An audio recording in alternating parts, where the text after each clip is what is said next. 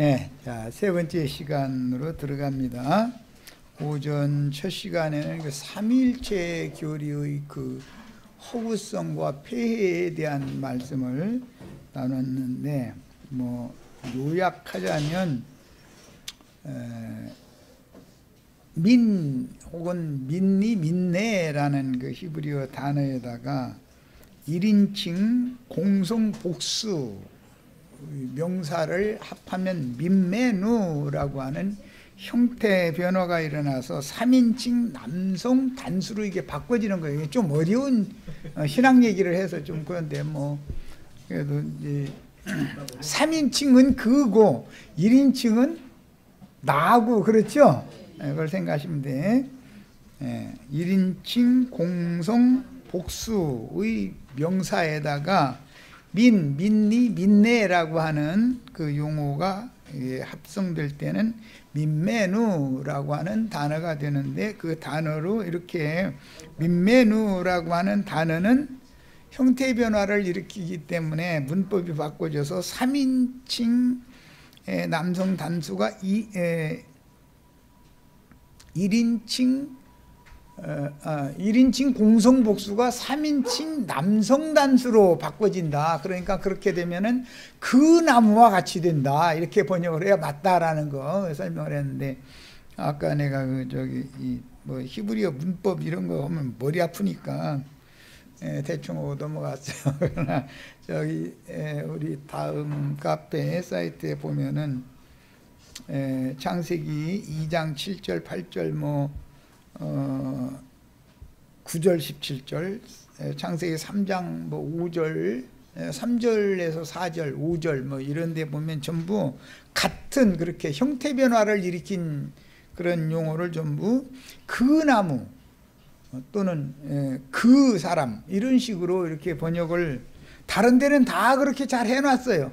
그런데 딱 가서 엉뚱나게 그렇게 우리의 형상대로 뭐 이런 개념, 이게 성경의 원래의 그 문법에도 안 맞는 것이다라는 걸 알아야 되겠고, 또 여호와 하나님이 말씀하시는데 우리 중 하나와 같이 되어 뭐 이런 식으로 하다 보니까 여호와들이 그냥 많은데 그 중에 하나가 되는 것처럼, 선악과를 따먹으면 여호와들 중 하나가 되는 것처럼 이런 식으로 창세기 3장 22절로 24절에 번역을 한 건 5번역이다 라는 거 말씀드렸고, 그 다음에 이제 신약 성경에서 요한복음 8장 51절로 끝절까지 두 번째 시간에 나눴는데, 그 기초의 근거에서 나눈 거예요. 예수님이 나는 그를 알되 너희는 그를 모른다. 내 말을 지키면 너희가 영원히 죽음을 보지 아니하리라. 이런 말씀의 해석이라고 할 때 그라고 하는 그를 너희는 모른다. 이 말은 3인칭이잖아요. 그라는 말은 3인칭이잖아요. 그런데 내 말을 지키면 하면 1인칭인 것이고, 그래서 예수 안에 계신 하늘 아버지를 그라는 3인칭으로 표현을 하고 나서 나중에는 나라고 이렇게 말을 했기 때문에 나는 그분을 알고 이런 식으로 표현을 했죠. 이런 용법이 이게 창세기에서 우리의 형상과 우리의 모양대로라고 하는 그 번역이 잘못된 거다. 그것은 그냥 그대로 엘로힘은 거기에는 3인칭 남성 단수라는 개념으로 형태가 바꿔진 상태이기 때문에 그대로 하나님 자신의 형상과 모양으로 사람들을 만들고 그로 땅의 모든 생물들을 다스리게 하자 하시고 자기 형상대로 사람을 창조했다. 이렇게 그 하나님이라고 해야 되는데 우리가라고 자꾸 이렇게 하는 것이 이게 로마교의 술법이다라는 걸 강조해서 말씀드린 거예요. 온 성경에 없는 말이에요, 그게. 자, 이제 기본적으로 이런 그 진리를 갖추고 계셔야 되겠어요. 그 다음에 이제 9장으로 넘어갑니다.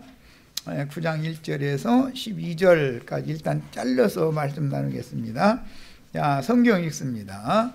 예수께서 길을 가실 때 날 때부터 맹인된 사람을 보신지라. 이 말은 성전에서 나가셔가지고 지금 길을 가시는 거를 말하는 거예요. 8장 마지막 절에는 성전에서 돌로 쳐 죽이려고 그러니까 나가서 가신 거잖아요.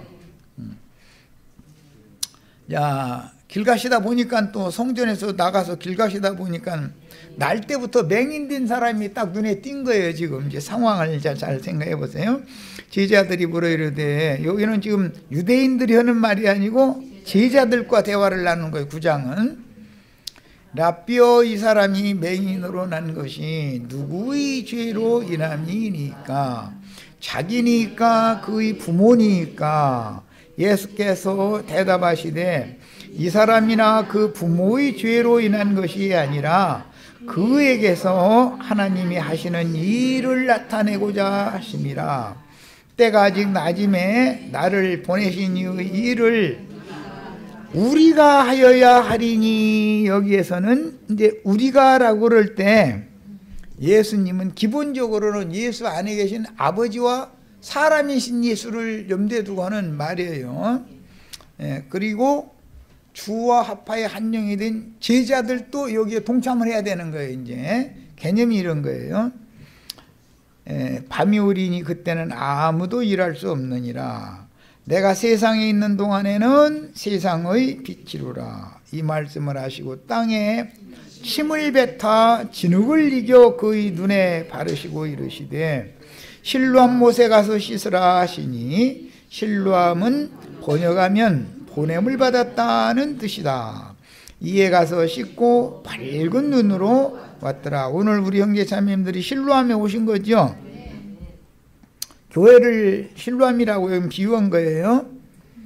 우리가라고 하는 것은 교회를 지금 예수님 염두에 두고 하는 말인 거예요. 이웃 사람들과 전에 그가 거린인 것을 보았던 사람들이 이르되, 이는 앉아서 구걸하던 자가 아니냐.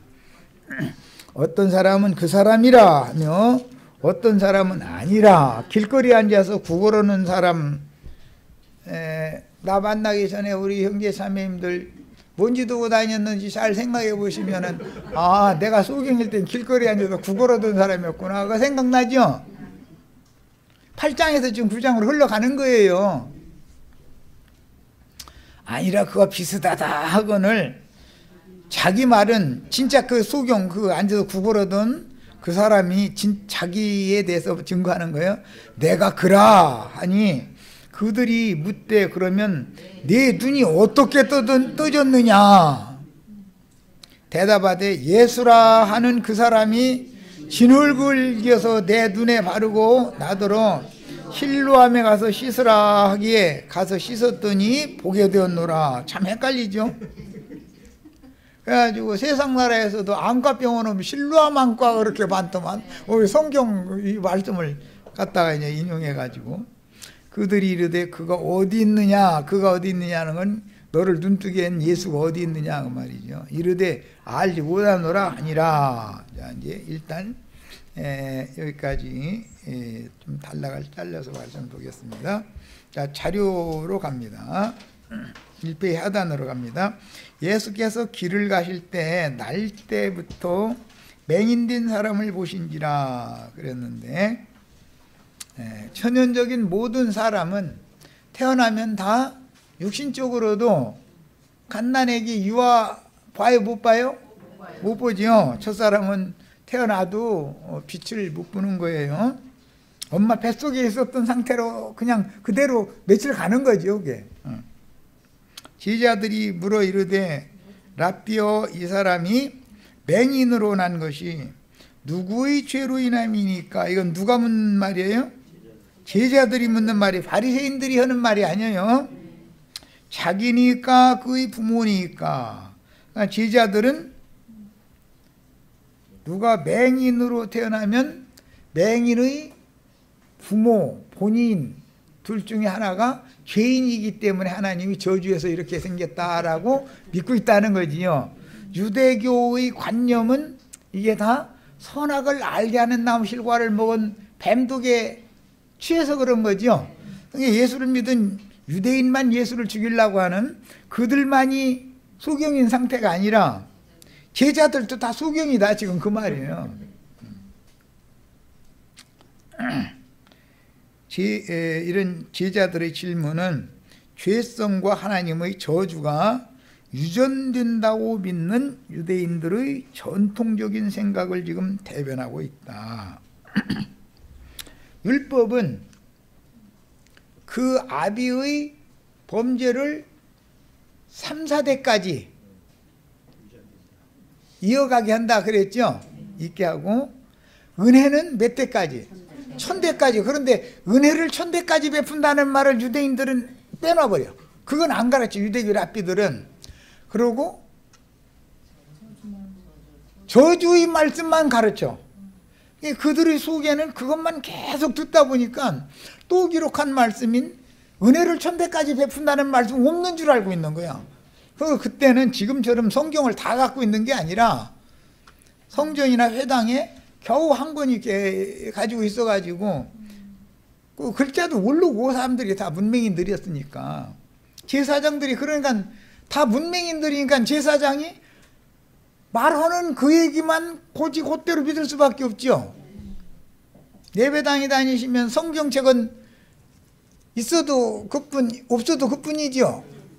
그냥 액세서리지 뭐. 여기다 이제 성경책 찬송가 합본해가지고 딱 붙여서 이거 딱 밀고 가면은 나는 고상한 사람이다. 이거 이제 난 세상 사람이 아니고 예수 믿어 죽으면 천당 갈 사람이다. 이제 표내느라고 또 이러고 다니죠. 그런 식이고, 실제는 성경에 무슨 말씀이 있는지 물어보면 아무것도 몰라. 왜냐하면 목사님이 설교를 계속 하는 그 설교만 들으러 신앙생활을 설교 듣는 걸로 하려고 그러지 성경 자체를 가지고 하나님과 만나려고는 않기 때문에 몰라. 그러고 목사가 나중에 설교에서 품팔이 이품 팔아먹어야 되잖아. 그러니까 신자들 보고 그 평신도들이 성경 너무 파고들고 많이 읽으면 이단에 빠진다고 성경 너무 많이 읽지 말라고 또 이래버려. 그러니까 뭐 그냥 성경은 있으나 마나고 그냥 목사님 설교하라는 대로 잘하고 순종 잘하면 이제 죽은 남이 좋은 대로 가는가 보다 이러고 다니는 거지 뭐. 다 그랬죠. 내가 거짓말하는 건 아니죠.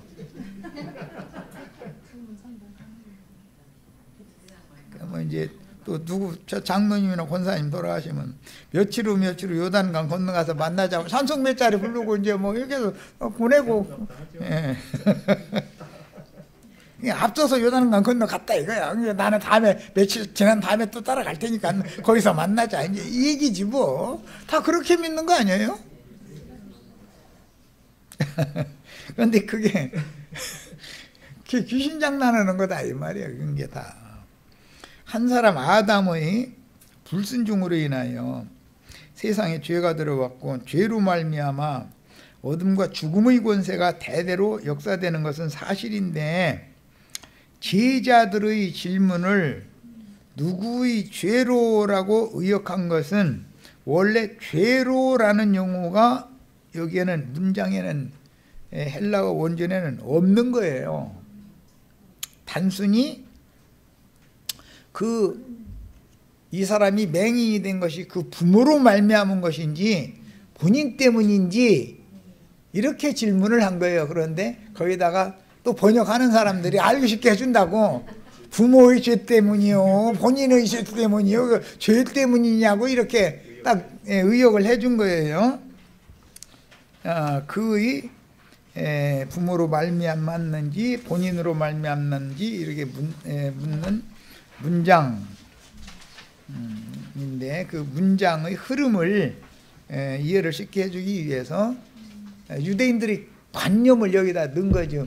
그 아버지가 죄를 지면 자손이 다 저주가 이렇게 유전된다라고 이렇게 가르쳤기 때문에 그런 유대인의 그 관념을 번역자들이 여기다 이렇게 넣어준 거예요.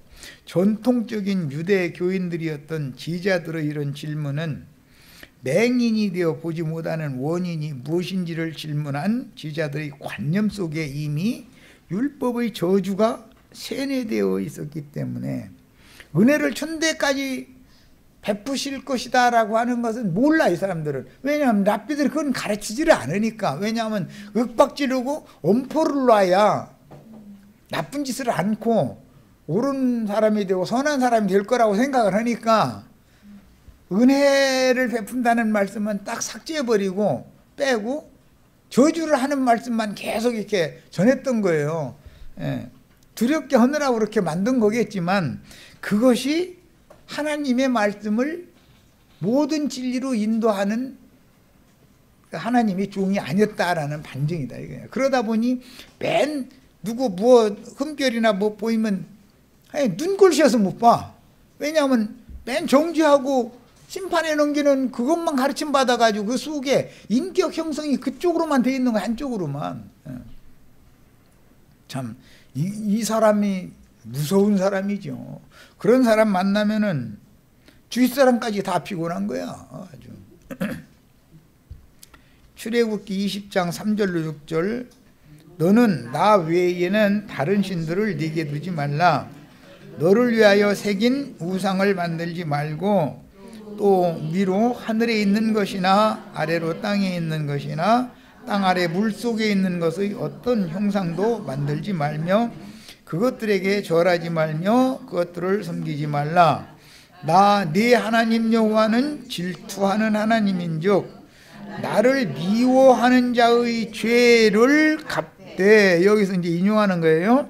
아버지로부터 아들에게 3, 4대까지 이르게 하거니와. 그러니까 할아버지, 아버지, 나, 내 아들까지는 이거 죄가 유전되는 거예요. 이제 말하자면 이들은 이것만 계속 가르친 거예요. 뒤에 6절에 나오는 나를 사랑하고 내 계명을 지키는 자에게는 천대까지 은혜를 베푸느니라 라는 말씀이 없는 줄 알았어. 이런 말씀에 대해서는 왜 가르침을 안 받았으니까. 그렇다고 각자 성경이 있는 것도 아니었고. 출애굽기 34장 6절로 7절. 여호와께서 그의 앞으로 지나시며 선포하시되 여호와로라 여호와라 자비롭고 은혜롭고 노하기를 더디하고 인자와 진실이 많은 하나님이라. 요 9절 6절 7절은 빼. 이 사람들은 인자를 천대까지 베풀며 악과 과실과 죄를 용서하리라. 여기까지는 빼고 그러나 벌을 면제하지는 아니하고 아버지의 악행을 자손 3, 4대까지 보응하리라. 요 구절만 가서 가르쳐. 그러면 성경은 그 구절만 있는 줄 알고 있는 거예요. 오늘날 기독교인들 한 소리 또 하고 한 소리 또 하고 11조 안 내면 도둑놈이고 뭐 이런 소리 계속 듣다 보면 하늘문을 열고 너희 창고에 차고 넘치도록 쏟아 부어주지 아니하나 시험해보라 이런 말씀만 계속 하다 보면은 11조 얘기하면 그 말인가 보다 하고 생각하죠. 11조는 3년에 한 번씩 내야 되고 뭐 각성에 저축해 뒀다가 고아와 과부와 객과 나그네들 함께 모여가지고 먹고 마시라고 21조를 있는 자들이 내야 되고 뭐 이런 얘기는 몰라. 그런 구절이 있는지를 몰라. 말라기 3장 10절이요 11조 뭐 그냥 다른 구절은 몰라. 우리 저 자매님들 기독교 생활할 때 다 그러고 다녔죠.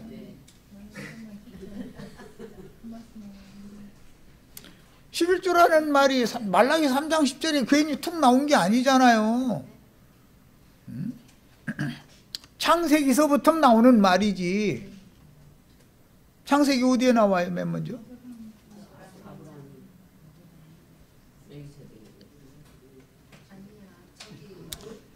예, 아브라함이 멜기세덱에게 14장에 처음에 나와요. 그리고 28장에 야곱이 서원을 할 때 또 한 번 나와요. 창세기에서부터 계속 나오는 말이요. 이제 율법에는 막 반복해서 나오는 말이고. 그런데 그 앞에 뭐 이게 어디에서 무슨 근거를 삼아서 말라기에서 이제 이 말을 했는지를 추적을 하려고 많고 11조 하면 말라기 3장 10절이지요. 그런 식으로 세뇌를 시켰다는 거예요. 유대인들이 저주의 말씀만을 세뇌를 시켰다 이거예요. 그러니까 유대인들은 성경을 모르기 때문에, 성경도 없었고 그때는 랍비들이 가르치는 대로 믿을 수밖에 더 있어요. 자, 민수기 14장 18절로 20절. 여호와는 노하기를 더디하시고 인자가 많아 죄악과 허물을 사하시나 형벌받을 자는 결탄코 사하지 아니하시고 아버지의 죄악을 자식에게 갚아 3, 4대까지 이르게 하리라 하셨나이다. 여기 꼭 형벌받을 자는 결단코 사하지 않고 아버지의 죄악을 자식에게 갚아서 3, 4대까지 이르게 하리라. 이 말씀만 있는 줄 알아. 요것만 세뇌를 시키니까. 자, 신명기 5장 7절로 10절에 나 외에 다른 신들을 내게 두지 말지니라. 너는 자기를 위하여 새긴 우상을 만들지 말고 위로 하늘에 있는 것이나 아래로 땅에 있는 것이나 땅 및 물속에 있는 것은 어떤 형상도 만들지 말며 그것들에게 절하지 말며 그것들을 섬기지 말라. 나 네 하나님 여호와는 질투하는 하나님인즉 나를 미워하는 자의 죄를 갚되 아버지로부터 아들에게 3, 4대까지 이르게 하거니와. 요것만 알아. 나를 사랑하고 네 계명을 지키는 자에게는 1000대까지 은혜를 베푸느니라. 이런 구절은 없는 줄로 알고 있었어요. 가르치는 사람이 뭔가를 반복해서 세뇌시키면 그렇게 믿죠. 예배당 다닐 때 목사들에게 불리한 말을 가르쳐요? 가르치지 않아요? 안 가르쳐요. 그러니까 성경에 목사들에게 불리한 말은 없는 줄 알고 있어. 이 몰각한 목사들아라든지 이 목사들을 저주한다라든지 뭐 그런 말씀은 없는 줄 알아. 목사는 하나님의 종이니까 그냥 이 땅에서도 축복 다 받고 죽은 다음에 가서 영광의 면류관도 받고 다 그런 줄만 알고 있어. 왜 목사들은 그 구절은 또 성경에 없냐면 있거든. 또 그게 또 근데 그 구절만 있는 건 아니거든. 이런 식으로 유대교 랍비들이 그렇게 가르친 버르쟁이가 오늘날 세상교회 목회자들에게 그대로 그 습성이 흘러나온다. 자기들에게 불리한 말씀이 더 많은데 성경에는 자기네들에게 유리한 말씀만 쏙쏙 구절도 잘도 뽑아내. 어디서 뽑아낸다 보면. 그래가지고 그것만 반복해서 설교를 하니까 그런 줄 알고 있는 거죠. 야, 유대교 랍비들은 성경을 말하고자 하신 의도대로 가르치지 않고 3, 4대 후손들에게까지 저주를 내리겠다고 경계하신 저주의 말씀을 특별히 강조하여 세뇌시키므로 사람의 힘으로 고칠 수 없는 질병이라고, 특히 이제 문둥병, 유출병 이런 것 등 판단되는 병자를 볼 때 소경, 사람이 소경 고칠 수 없죠. 그런 경우를 볼 때 그 조상의 범죄로 인한 저주가 대를 이어서 유전된다라고 생각을 했어요. 가르치기를 그렇게만 가르치니까 그런 거예요. 자, 유대교 랍비들은 저주의 자식들이었으므로 그 사람들은 입에 저주가 붙어서 아주 입에, 그 사람들의 입에는 헌금 잘 안 내지요. 연세 드시면 돈이 없어서 못 내니까 불쌍히 여겨야 되는데 늙은다간 찔겨서 못 먹는다 이러고 앉았고, 우리 자매님들 연세 되시면은 목사님들 좋아 않습니다. 솔직히 뭐 나올 게 있어. 뭐 어찌 아무리 졸라댄들 뭐 나오는 게 있어야 말이지. 그런 사고를 가지고 있었다 이거예요. 그들은. 그 다음에 이처럼 저주만 강조함으로 후대의 관념에는 저주가 가득하고 주 하나님을 사랑하는 백성들에게는 값없는 은혜로 용서해 주시는 하나님은 없었던 것이다. 예수님이 오셔서 내 말을 지키면 영원히 죽지 않는다 그러니까 뽕 하는 거예요. 아니 안 죽는 사람이 어디 있는데? 이러는 거예요. 왜? 죽이는 말씀만, 정죄하고 심판해 놓은 죽이는 말씀만 계속 세뇌당해 있었기 때문에 내 말을 믿으면은, 내 말을 지키면은 안 죽어 그러니까는 이해가 안 될 수밖에. 생판 처음 듣는 얘기인데 그게. 그러므로 주님은 요한복음 9장 3절에서 예수께서 대답하시되 이 사람이나 그 부모의 죄로 인한 것이 아니다. 그가 길거리에서 구걸하던 그가 예수를 만나게 된 것은 그에게서 하나님이 하시는 일을 나타내고자 하심이라 그랬는데, 하나님이 그런 사람의 힘으로는 소경을 눈뜨게 할 수는 없잖아요. 더구나 뭐 중간에 눈을 다쳐서 뭐 어떻게 해서 눈이 안 보이는 것도 아니고 날 때부터 못 봤다는데, 하나님이 하시는 일이라는 것은 눈뜨게 하는 일이에요. 소경 눈뜨게 하는 일. 하나님의 영광을 보게 하는 일을 나타내고자 해서 그 사람이 그때는 예수를 꼭 만나야 할 때였다, 이제 그런 말이에요. 자, 나면서부터 소경이던 그에게서 하나님의 저주가 3, 4대로 이어지는 것만 알고 있던 제자들에게 율법의 저주에서 해방시켜 하나님의 새 일이 무엇인지를 나타내고자 하신다라는 이 말은, 선악을 알게 하는 나무실과를 먹어서 선악과 나무와 하나가 된 자들에게 해독제를 먹인 다음에 위로부터 영이 거듭나게 하시면 생명나무 열매를 먹을 수 있게 해준다, 지금 그 말이죠. 그러니까 생명을 얻는다라는 것은 여기서는 빛을 얻는 것으로 상징을 해놓는다, 그 말이에요. 여기서 9장에서는 날 때부터 소경인 사람은 빛이 어떻게 생겼는지 모르잖아요. 빛이라는 걸 본 적이 없으니까. 그래서 본문 말씀은 메시아께서 행하시는 일이 무엇인지를 제자들에게 보여주겠다는 뜻입니다. 즉 공의의 법대로 판단하여 범죄로 인하여 저주가 선고된 죄인들의 땅에서 유대교 랍비들이 일방적으로 저주의 말씀만 세뇌시키고 모든 진리의 말씀에서 임의로 빼거나 더하거나 이런 짓을 했는데, 소경 얘기에 대해서는 빼버리고 은혜와 용서를 베풀어 저주를 복으로 바꾸시는 하나님의 새 일은 가르침받은 적이 없던 사람들인데, 저주가 끝나고 이제 저주가 변하여 복이 되게 하는 그런 구원을 주러 내가 왔다, 나를 통해서 아버지께서 하시는 일을 너희한테 보여줄 거다, 이 얘기를 하는 얘기다라는 말이에요.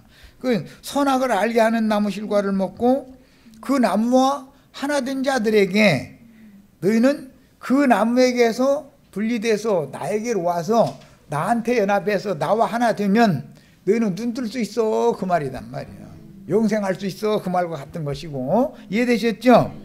자, 예레미야 31장 29절로 30절 인용구를 보겠습니다. 그때 그들이 말하기를 다시는 아버지가 신포도를 먹었으므로 아들들의 이가 시다하지 아니하겠고 신포도를 먹는 자마다 그의 이가 신 것 같이. 이건 참 선지자들은 하나님 말씀을 설명을 옳다 이렇게 설명을 잘하는데 진짜 말재주 참 너무 좋아. 나도 이런 은사 좀 주시지 않고서는. 아버지가 신포도 먹으면 내 이빨이 쉬어요? 아버지 맛이죠. 내가 신포도 먹으면 내 이빨만 쉬지 아버지는 아무렇지도 않죠. 이게 이제 비유다. 그런 것처럼 이제 이후로는 누구나 자기의 죄악으로 말미암아 죽는 것이지 조상의 죄 때문에 죽는 일은 없을 거다라는 선지자들은 이미 창세기 말씀을 이해를 하고 있었다 이거예요. 계시로 받아서. 그 말씀을 예수님이 지금 해주러 오셨죠. 그 선지자니까. 에스겔 18장 2절로 4절에 너희가 이스라엘 땅에 관한 속담에 이르기를 아버지가 신포도를 먹었으므로 그 아들의 이가 시다고 하면 어찌 됨이냐. 이건 이스라엘에 유전되어 내려둔 속담이라는 거예요. 이것은 저주죠. 아버지, 아유 내가 신포도 먹었더니 이가 참 시네. 그러면은 아들이 나도 쉬어요. 아무것도 먹지도 않고 그러면은 그게 뭐가 잘못된 거예요 지금. 그런데 그쪽만 가르쳤다 이거예요. 선악을 알게 하는 나무 실과를 먹으면 정령 죽으리라. 이 저주의 말씀만을 가르쳤지 저주를 변하여 복이 되게 하는, 회복시켜주는, 구원하는 말씀에 대해서는 몰랐다 이거예요, 전혀. 그런데 예수님이 오셔서 너희가 모세의 말만 지키면 너희는 정령 죽지만 내 말을 지키면 너희 이제 영원히 안 죽어. 그러니까는 이 사람 미쳤구만. 그러더니 점점 더 미치는 거지 이제. 나 아브라함이 나기도 전부터도 내가 있었다 이러니까 이건 가도 완전히 갔구만. 이제 여기까지 가는 거지 뭐. 그러고 난 돌들로 죽이려고 쳐 죽이려고 했던 거야. 왜? 그들의 속에는 저주와 죽이는 것 뺏기는 배운 게 없으니까 죽을 사람 살리는 일을 하나도 못해요. 이 사람들은 어떻게든지 해서 정죄하고 죽이는 일 뺏기 못해. 가르침을 어떻게 받는다는 게 이렇게 중요한 거예요. 그래서 모든 영혼이 다 내게 속한지라 아버지의 영혼이 내게 속한 같이 그 아들의 영혼도 내게 속하였나니 범죄하는 그 영혼만 죽는다. 선지자들은 율법을 완전히 뒤집어 놔버렸죠. 랍비들이 가르친 건 다 선악을 알게 하는 나무 실과를 먹으면 정령 죽는다 그 말씀만 가르쳤는데 그것도 죽을 놈이나 죽지 살 놈은 살아 이렇게 하면 말이 뒤집어져 버린 거잖아요 지금. 그러니까 기독교 교회도 망할 자는 망해야죠. 다 망하는 건 아니에요. 또 그 중에 몇은 또 건져내시겠다는 거예요 지금. 그게 하나님이 하신 일이잖아. 그런데 그 중에 우리 형제 자매님들이 살려낼 자 중에 걸렸다는 것이 이게 참 기적이지. 율법의 저주만 가르치던 유대교 랍비들과는 달리 선지자들은 각자 자기가 저지른 범죄에 대해서는 자신이 책임을 지는 것이지 아비의 범죄를 자식이나 손자가 지는 것이 아니라고 분명하게 가르쳤지만 후대까지 유대 교인들은 선지자들의 말은 들으려고 않고 율법 제사장들의 랍비들의 말만 들었다 이게요. 선지자들은 전부 이단자들이니까 그들이 한 소리 들어보면. 자, 요한복음 9장 4절 5절 때가 아직 낮음에 나를 보내신 이의 일들을 우리가 하여야 하리라. 밤이 오리니 그때는 아무도 일들을 할 수 없느니라. 내가 세상에 있는 동안에는 세상의 빛이로라. 그래서 이 빛을 요한복음 1장에는 생명의 빛이다 이렇게 표현을 해놨죠. 그러니까 생명과 빛은 동격이죠. 죽음과 어둠은 동격이죠.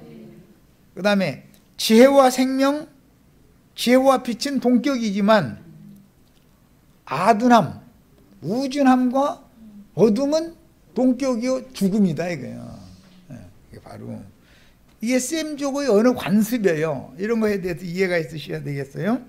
자, 때가 아직 낮음에라는 것은 예수님이 아직이라는 말을 할 때는 내가 아직은 죽을 때가 아직 아니라고 조금 더 살다 갈 거야. 지금 그 말이에요 사실은.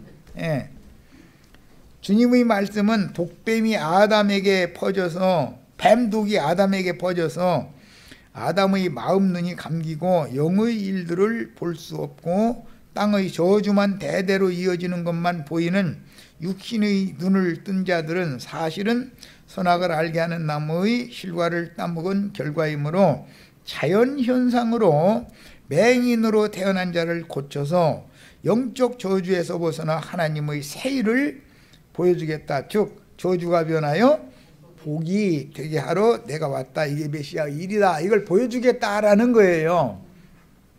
그러니까 선악을 알게 하는 나무실과를 따먹은 자들이 회개하고 돌이켜서 예수의 말씀을 지키면 영생할 수 있는 거죠.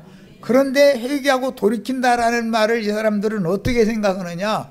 어제 거짓말 5번 했는데 오늘은 4번만 하게 하는 이런 식으로 생각을 했다 이거예요. 그게 아니고 율법의 저주를 행하는 것, 평생토록 율법을 죽어라고 행해서 하나님의 영광에 나가려고 하는 것이 그것이 죄였다라는 것에 대해서는 이 사람들이 이해를 못했다는 거예요. 유대인들이. 그러니까 우리는 율법 지켜야 돼요? 지키지 말아야 돼요? 율법을 안 지키면 되느냐고 이러죠. 율법 지키면 지옥 가요. 율법 지키면 생명의 성령의 법을 따라야죠. 믿음의 법을 따라야 돼요. 은혜의 법을 따라야지 부문의 율법, 육체의 율법을 따르면 안 되는 거예요. 자, 선악을 알게 하는 나무 실과를 따먹자. 참 하나님을 보는 눈은 감기고. 이제는 하나님이 뭘로 보여요? 마귀가 하나님으로 보이잖아요. 둔갑해 버리잖아요. 선악을 알게 하는 나무 실과를 따먹으면 그 나무와 같이 된다 그랬어요. 하나님을 보는 눈은 감기고 마귀의 일들만을 보여서, 마귀의 일들이 보인 특징이 뭐냐면은 내외관인데, 어제까지도 사랑 온다고 뭐 내외관이 막 이렇게 막 좋고 막 그랬는데, 그거 따먹고 나니까는 하체가 벌거벗은 것이 보였대. 아니 조금 전까지는 안 보였어 그게. 뭐 똑같이 벗고 있었죠. 어제도 벗고 있었고 오늘도 벗고 있었는데, 오늘 갑자기 그거 먹고 나니까 눈이 밝아져가지고 벌거벗은 것이 보였더라는 거예요. 이게 벌거벗은 것이 보였다라는 건 흠잡을 것이 보였다 그 말이에요. 자, 이것이 선악을 아는 지식이 사람에게 들어오면 상대방을 볼 때 흠잡고 정죄하고 심판에 넘기는 것만 보인다 그 말이단 말이에요. 이것이 주문의 율법, 먼저 받은 율법 말씀은 하는 일이 뭐냐면 상대방의 흠이나 허물이나 이런 것들을 현미경으로 바꿨대요. 그냥 해가지고서 상대방의 눈 속에 있는 티끌까지도 다 봐. 그런데 자기 속에는 대들보가 들보가 있는데도 참 비교도 주임해도 저 어마어마한 비교를 해. 눈 속에 티끌을 어떻게 대들보고 비교를 해. 자기 속에 있는 들보는 안 보이고, 우리 저 자매님들 쳐다보면 현명가 이렇게 보면은 눈 속에 티끌 들어가 다 보여. 그래가지고 이제 핀세트 갖고 달라드는 거지 뭐. 티끌 빼내주겠다 이거야. 지가 의사도 아니면서 그냥 무자비하게 막 그냥 왜 하면서 날카로운 바늘로 눈구멍 사방에 막 푹 쑤셔대고 이러가면서 뭐 티끌 뽑아준답시고 완전히 수경되게 만들어 버리는 거지 뭐. 뒤를 빼준다잖아요.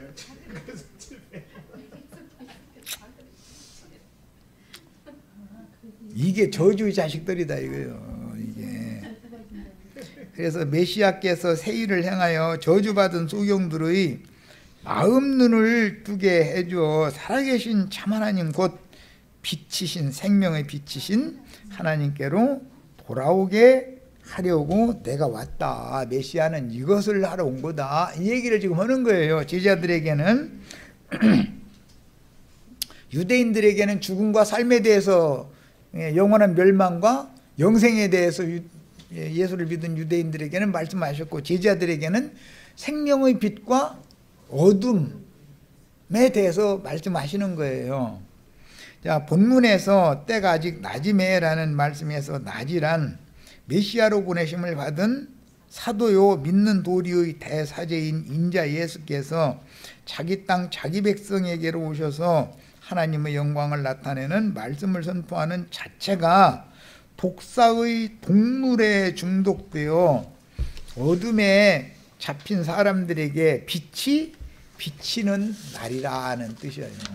그래서 창세기 1장 3절에 빛이 있으라 하심에 그 빛은 참빛이죠. 넷째 날 해, 달, 별로 말미암아서 빛이 비치는 것은 세상 날짜 돌아가게 하는 빛이죠. 그러니까 이런 거 하나도 구분을 못한다. 성경을 읽어도 우리 형제 자매님들 예배당 수십 년 다니면서 권사님 노릇하실 때 빛이 두 빛이 성창세기 1장에 있다는 거 가르침 받은 적 있어요 없어요?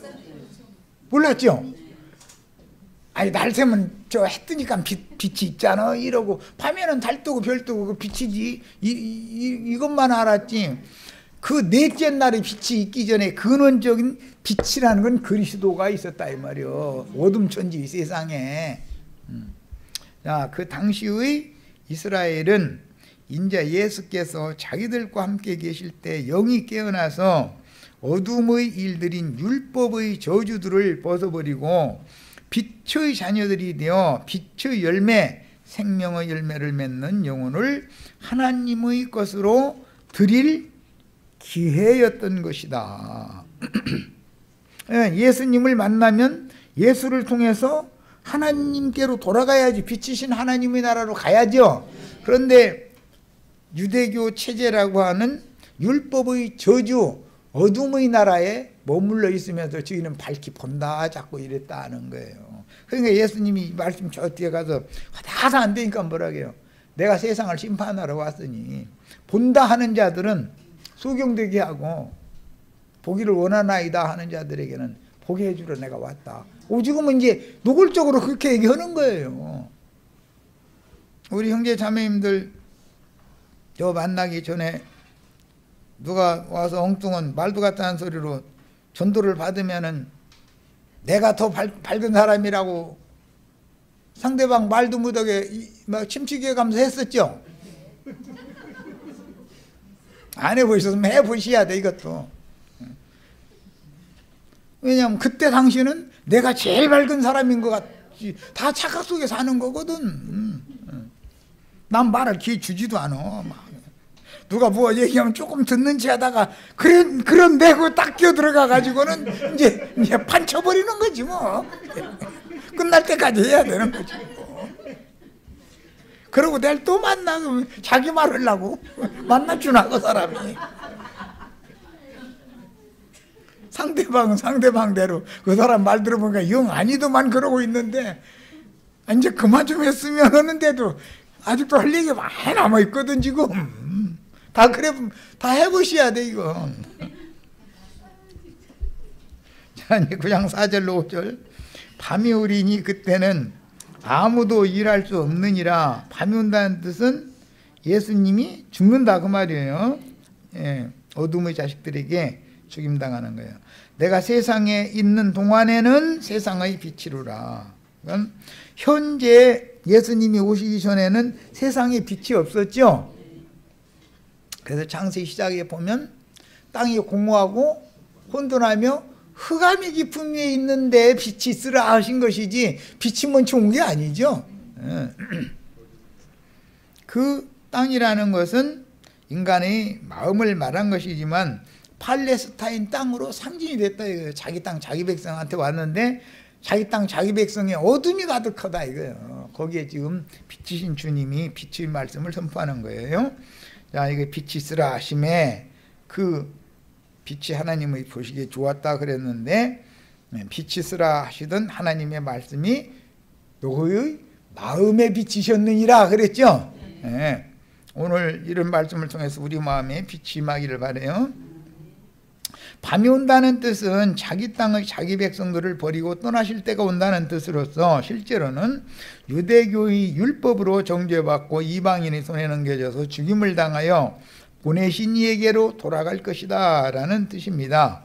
그들에게는 인자 예수가 이 생에 살아서 빛의 말씀을 주실 때 빛을 영에 받아야만 새 생명을 얻고 살아날 수 있는 기회가 주어지는 것이나 인자 예수가 떠나고 그 영이 되어 재림하시면 다시 한번 빛의 자녀로 태어날 수 있는 기회를 한 번 더 주시지요. 택한 자들에게는. 그래도 믿지 않으면 율법의 저주를 전하여 복이 되게 하시는 메시아는 이제 이방 나라로 완전히 떠나실 것이다. 오늘날 우리들에게도 이런 말씀이 그대로 개인적으로도 적용될 수 있고 나의 인생사에도 적용될 수 있고 교회 생활에 이게 적용될 수 있는 문제죠. 자, 이제 그 침 뱉어서 진흙 이겨가지고 눈에다가 발라주는 얘기는 내일 모레 말씀을 이어나가도록 할 겁니다. 자, 그러니까 집에 가셔서 일단 읽고 나서 이 자료 말씀을 가지고 오시도록 합니다. 여기까지서 마칩니다.